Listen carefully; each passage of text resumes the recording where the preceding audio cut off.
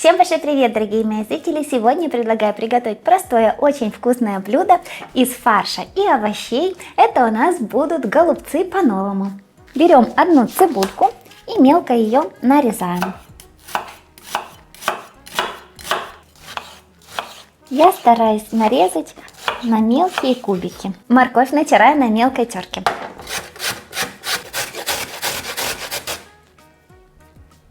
Обжариваем цибульку на растительном масле до легкой прозрачности.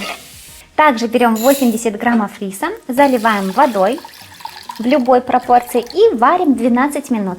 Потом будем сливать воду, и у нас останется рис сваренный, но уже без воды. Хочу уточнить, после закипания варим рис 12 минут, он у нас с вами получится слегка недоготовленным, то, что называется итальянским словом на зубок аль денте. Потом мы воду сливаем и добавляем такой рис к фаршу. Сырой рис не вареный я не рекомендую добавлять, потому что при приготовлении сырой рис будет брать часть сока из мяса и овощей на себя, чтобы приготовиться. К цибульке добавляем морковку и обжариваем еще 3 минуты. Как видите, я много масла не добавляю, чтобы голубцы не были жирными. Тем временем тонко шинкуем 300 граммов капусты.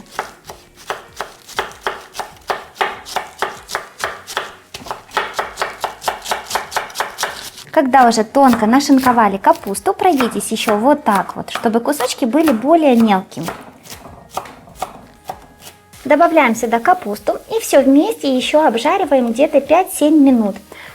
Вот такие обжаренные овощи придадут нашим голубцам новый вкус. Они будут у нас еще более вкусные, с таким вот карамельным привкусом, более сочные. И где-то нам нужно сейчас с вами добиться мягкости капусты. Не полного приготовления, но чтобы она стала намного мягче, чем сейчас.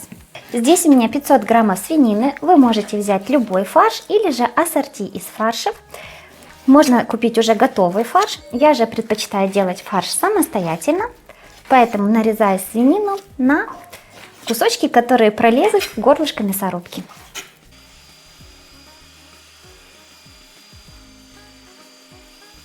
Все мы с вами подготовили, здесь у меня фарш, овощи тоже уже мягкие, они уменьшились в объеме, очень вкусно пахнут. И также я слила воду с рисом. Добавляем рис к фаршу. Сюда же добавляю все овощи обжаренные. Солим по вкусу, я добавляю чуть больше чайной ложки.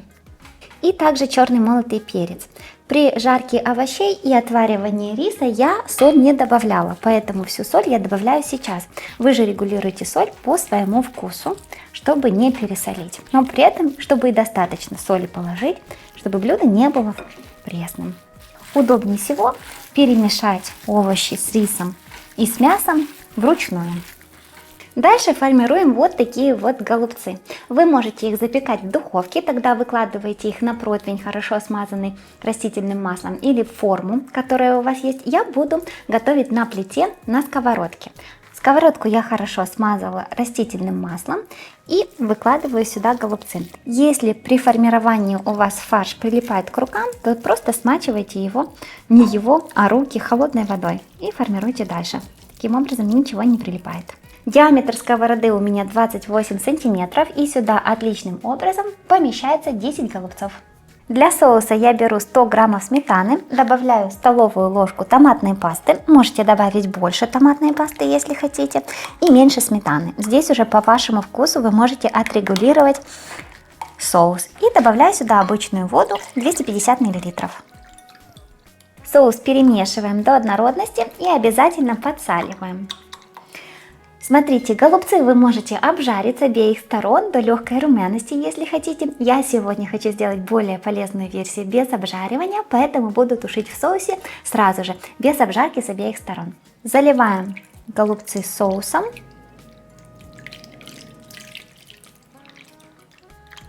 Сверху накрываем крышкой, ставим на огонь, доводим, пока у нас соус начнет кипеть, уменьшаем огонь до минимума и будем тушить где-то 45-50 минут до полной готовности. За 15 минут до готовности, то есть где-то через 30-35 минут, добавляем 1 лавровый лист для вкуса.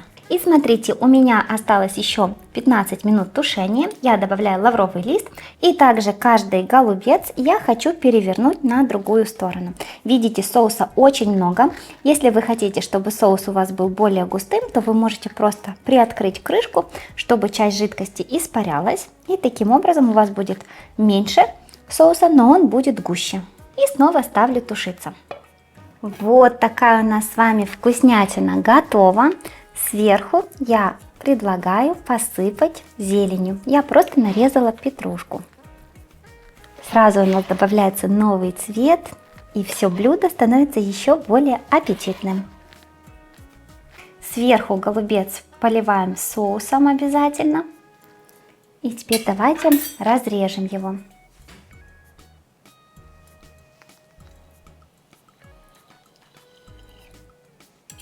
Посмотрите, все у нас с вами прекрасно приготовилось. Можно даже сказать, что это почти диетическое блюдо. Ну что ж, уже не терпится попробовать.